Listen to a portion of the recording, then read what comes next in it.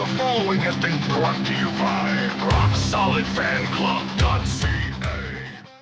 This is the law. Yeah, yeah, it's the law. Shabba-dabba-boo-ba-doo. Law. So that can only mean one thing. 40s. 40 happens to be the thing you pour some out for your dead homies. Happens to be LBW's age now. Birthday just passed. Yep. And it happens to be the number for this episode of the Law Live Audio Wrestling. I am Chris Tidwell. That is little Bradie Wedham. And this week we're going to cover a lot of stuff, and it's going to be a little bit different, but you're going to hear some interesting stuff. And I want to get to this one first and foremost. So, of course, we'd be remiss if we weren't talking about it. Everybody has seen it now. Netflix put out a special called Mr. McMahon. Mm-hmm. And I mean, obviously, we've seen it. Hell, I binged this thing in one night. The whole Brother, thing. I binged this thing at about 5 o'clock in the morning until 11 when it dropped. That's probably why you sound the way that you do. I sound horrible right now. We'll talk about that in a bit. But so let's get into this a little bit. Netflix releases this thing. There's big controversy. Vince McMahon tried to buy this thing before it was getting released, right, Bradie? And didn't want it to get released. But then it came out and everybody watched it. Do you think he was justified in trying to buy this thing up? I guess for the same reason he would be justified to buy this thing up would be the same reason why the documentary was actually made. And we can get into the crazy details about why that documentary went out and why it was specifically made from the beginning and why it was still put out now. And I think both those reasons are the same. Interesting. Well, okay. So what do you think that reason is? I think they are trying to introduce a new audience, not an average audience, not just a channel surfer. Mm-hmm. They're trying to find lifers now. And they're introducing people that know nothing about the history of the company, the history of pro wrestling in itself, or the history of even territories in WWF or WWE as it's now known. So they put out a history book. And the reason why they were putting out a history book was not only to give people their flowers, it seemed like when they had first originally wanted to do it, but it's because they have a $5 billion investment and 10 years of content coming. So they needed to prep this audience, which is 200 million plus, that may have never even seen a pro wrestling match before. Doesn't matter how old you are, doesn't matter what generation you're from, they're trying to get new fans. That's why I think it was put out. And I think that's another reason why Vince was trying to get rid of it, because the casuals don't know anything about Vince. Yeah, I feel like it was a bit of a fluff piece. 100%. Like, I'll be honest with you. You could, if you were to start this, like think about this like Black Mirror. You know what I mean? You don't have to start with number 1 and go to number 4, back to number 2. It doesn't matter that way with this. You can follow the story, and there is an underlying story. But realistically, going back now, I should have started at number 6. I should have started at episode 6, then gone to number 1, and then forgot about the rest of them. You didn't really need anything else because you, being in the industry and being around the industry pretty much during the timeline of this is like, 3/4 of your career went through this timeline of what was mimicking on the other side of the wrestling business while you were doing hardcore shit and killing people. So you already know this story. And most casuals know this story too. Like if you don't own the DVD library that was starting to be released in 2003 and onward, up until Blu-rays and everything became, obsolete. This is just a nutshell of all these DVDs. Yeah, I think it was a bit of a fluff job. Knowing WWE is coming to Netflix. Mm-hmm. The unfortunate thing is that it happened to also take place at the same time that all of this stuff with Vince McMahon and the lawsuits with Janelle Grant and everything like that, all of this was coming out at the same time. Which may or may not be true, but friend of the show, Matt Grant, we're starting to think that they may be related. But I'm doing my own investigation on that, and I will keep the listeners in check if I find out anything concrete. Well, funny you should say that. I heard a rumor that they may even be one and the same. In fact, you've never seen them in the same room together. I'm just saying. Never will. Fact check that, liberals. Anyways, listen. If this wasn't some kind of a fluff piece, then I don't know what the point was. It was very well done. I mean, it's the same guy that did Tiger King, right? Put this piece out, and everybody was very forthcoming for the most part. Okay. I'm going to ask you a few questions. The first question I'm going to ask you. A lot of people are like, what was the biggest takeaway from it? I don't care about that. What was your favorite line that wasn't supposed to be funny, but ended up being funny to you for whatever reason? And then I'll tell you mine. I can tell you. Oh, see, that's a toss-up. That's a toss-up because I have one that was funny, right? But I have one that is infuriating and funny at the same time. So which one would you like first? I'm going to do mine first because I'm pretty worried. I'm scared you might take my spot away from me. So I apologize. Since you have two, just in case I take one away from you, you have a second one to rely on. Perfect. Okay. And this is personal to me because I went through the same kind of thing in my own personal life.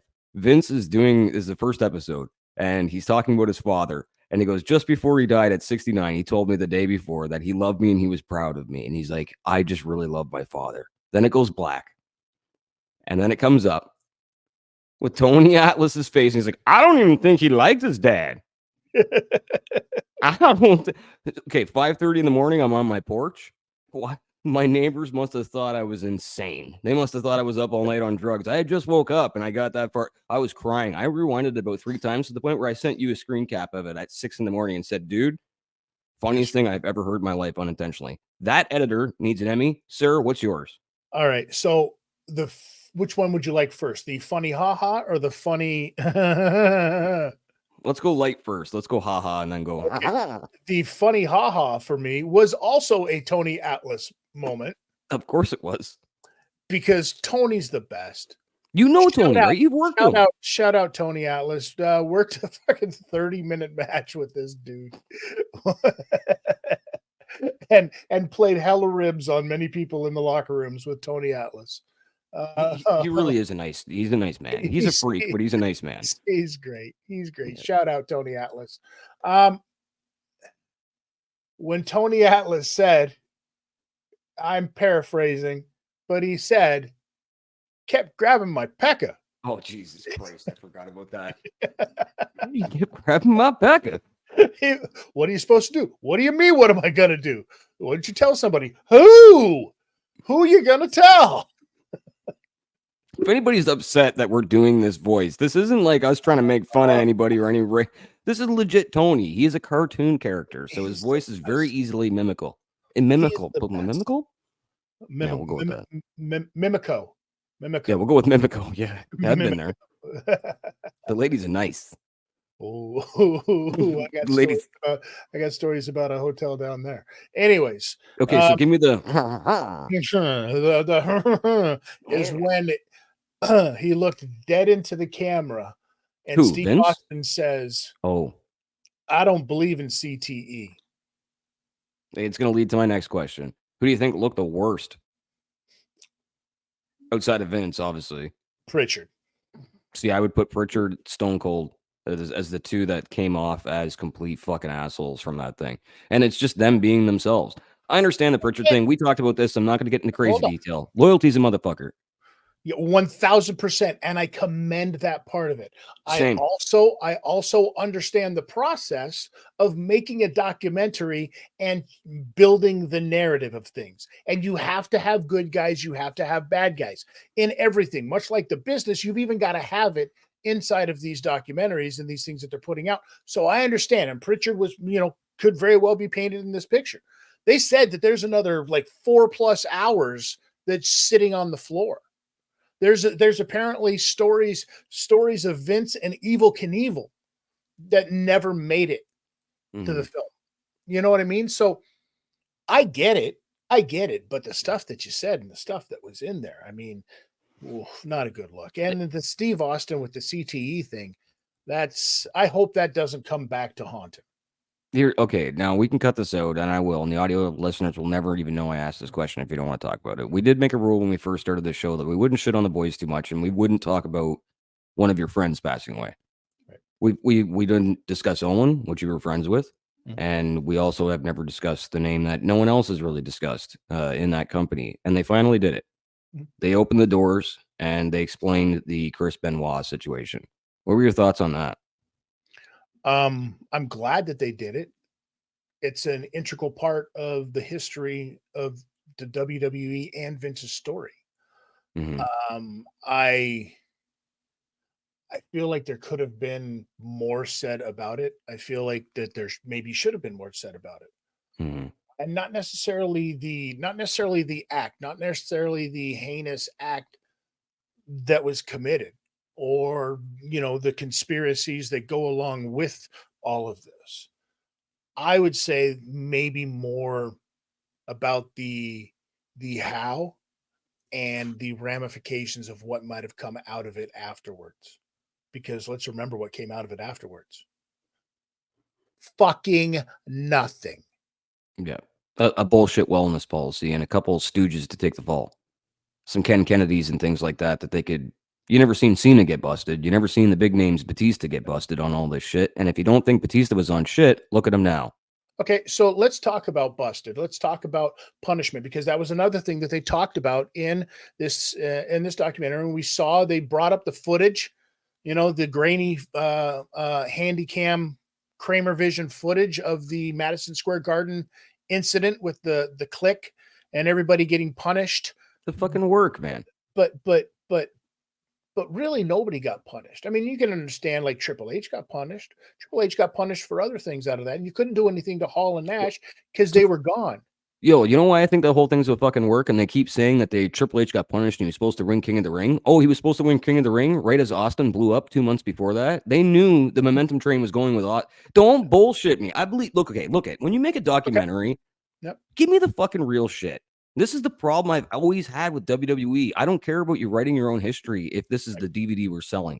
The second you call it a real documentary, stop fucking lying. The Montreal Screwjob was a work. You know why it was a work? Because that documentary proved that it was a work. Why did you show footage from Wrestling with Shadows and you didn't show the 4 takes that you and Donnie watched of them going down the hallway with Vince fucking stumbling? Like, guys, there's footage of this event. If they didn't burn it somewhere to protect their asses, they could have really shown you the footage of what the fuck happened that night. And if you think there was a camera in that office and there wasn't one in the room while he got uppercutted, apparently, I hope you love the paint chips that you eat. I hope you enjoy them. There's always going to be the protection of the business. And this is what I loved, and I laughed. As I was watching this, I was like, they're doing really, some of them are doing a much harder job at it of trying to still protect the business. I think Triple H looked great. I think Triple H came across looking fantastic. He gave you enough to be like, yeah, we were told not to say shit about nothing. Giving away a little bit of the Iggy on it, but not enough to say, yeah, well, I ain't giving away the business. I'm just going to tell you something that you guys already believe anyways. Now, is that because he's worried about that eventually being a lawsuit coming down the roads and they'll use those as bargaining chips against him if he said something? And speaking of bargaining chips, we're going to get into that in 1 second here. I have a bargaining chip question for you. All right. But is that something that, was he in there protecting his ass for court, or was he in there protecting the business and protecting the industry because they're going to Netflix and he wants everything to be hunky-dory? Maybe a bit of both? Like, what do you think? Well, you asked the question already earlier on, and they kind of intertwine. Yeah. Because the question at the beginning is, what was the overall message of all of this, right? And your question just now was like, was he trying to protect the business? Or protect the business, or protect the business. There's two different protections. Yes. 100%. Yeah. The overall message of this thing, some people could have said it's father and son relationship. It's a mogul building something up and then destroying it because of his own ego. It could have been a lot of those things. The underlying message that I got from all of this, Bradie, was that it doesn't matter as long as it's good for business. Nothing Yep. mattered. Nothing mattered about, getting your wife involved and doing makeout sessions in front of your wife and having your daughter cut promos backstage about, you trying to hand her off to other guys at meetings and like really like when you look back at it and the footage they show, knowing what they showed, you're like, wow, there was a lot of writing on the wall with this, it seemed like, right? Well, But one it of the didn't things that they matter talked about, because it sold and it made money. and one of the things that they talked about when it always feels like they got themselves out of hot water. Like it always just worked out in their favor, and it couldn't have been a coincidence. So things like Sable's lawsuit. Okay, Sable leaves the company, sure. multi-million, bajillion-dollar lawsuit, trying to take these fuckers for everything. Mhm. Then it just disappears, and she shows back up on TV, and somehow Brock Lesnar signs a year extension before he goes to the NFL. At the end of the documentary, we talked about Brock Lesnar re-signing of his deal, and one of his things in his deal, his personal handshake with Vince, was that he was going to be supplied a bargaining chip, and one allegedly supplied a bargaining chip, and one Janelle Grant. Mhm. Was Sable a bargaining chip back in 2003 to keep Brock around? He started banging her and just fell in love with her and had kids. Is this what happened? I mean, Speculation, but could it you seems the imagine? obvious. Could you imagine? Listen to me very carefully. Could you imagine if we lived in a world where Sable knew that she was getting older, where somebody comes along, younger in the business, she needs to be taken care of. There's lawsuit happening. Hey, how about we make this lawsuit go away?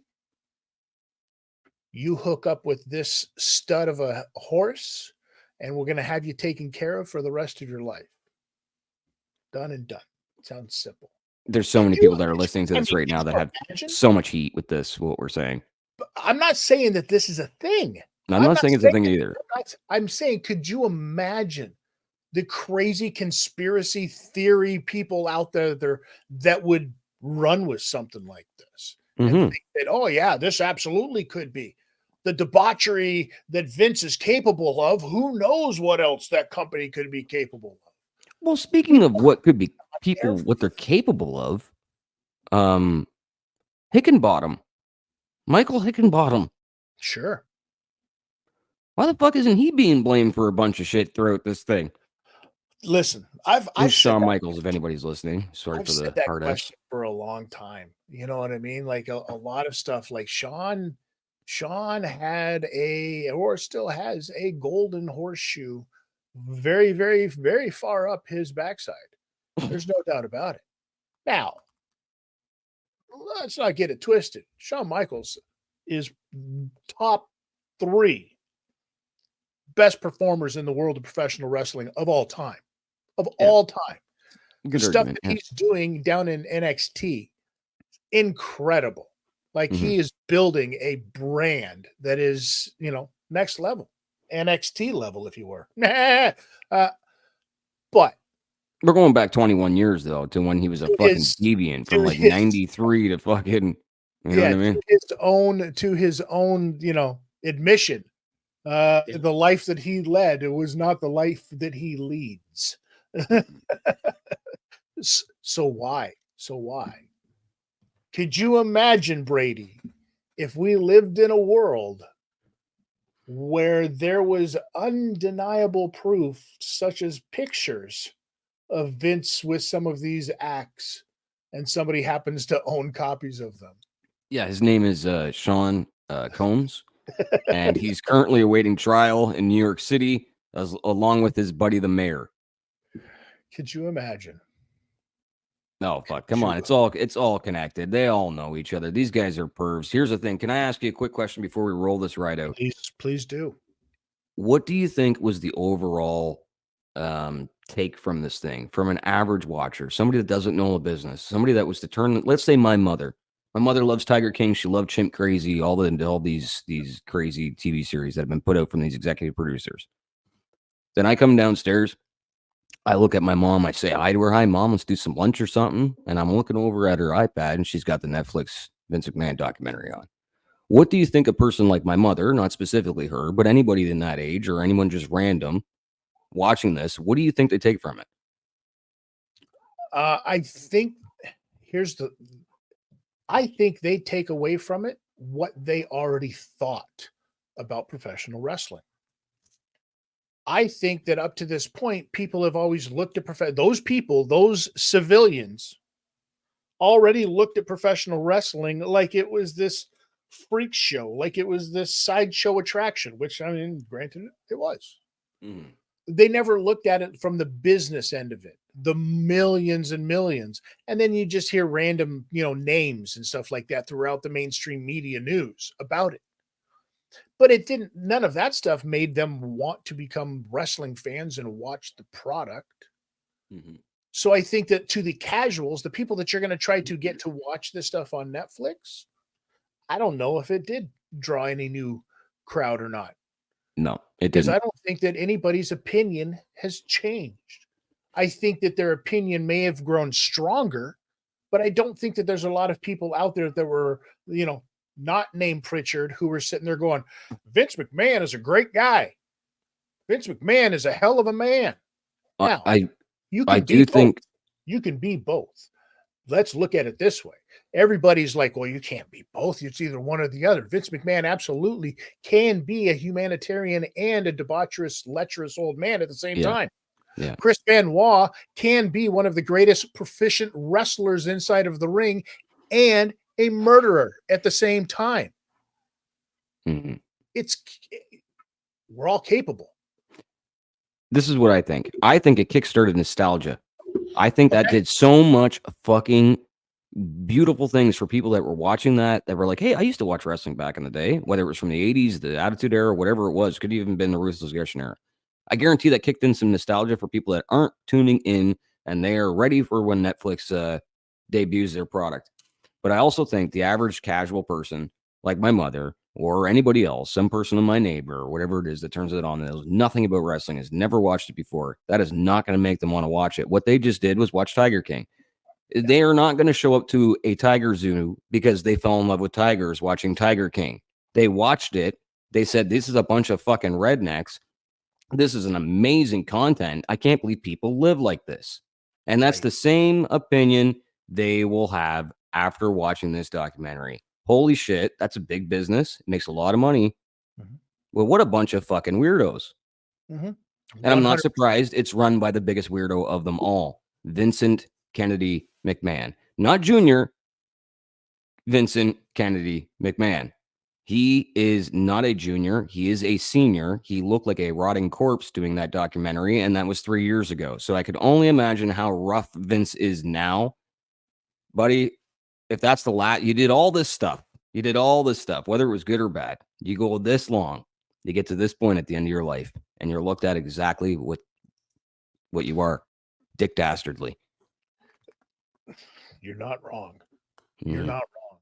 Thanks for watching that video. If you like that video and you want to see some other stuff, check out our catalog here on YouTube, or you can find us on any podcast provider anywhere in the world. Yep. Sportcars.com, the best in Canada. NHL, NBA, NFL, MLB, Pokemon, UFC, WWE. Totalsportcards.com, The hobby's best friends, that's Totalsportcards.com.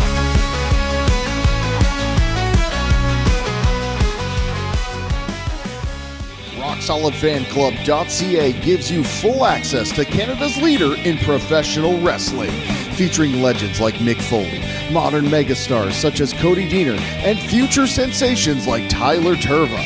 RockSolidFanClub.ca offers exclusive series, podcasts, live streams, specials, and full events, all for less than $9 a month. Sign up today at RockSolidFanClub.ca, where real fans get it.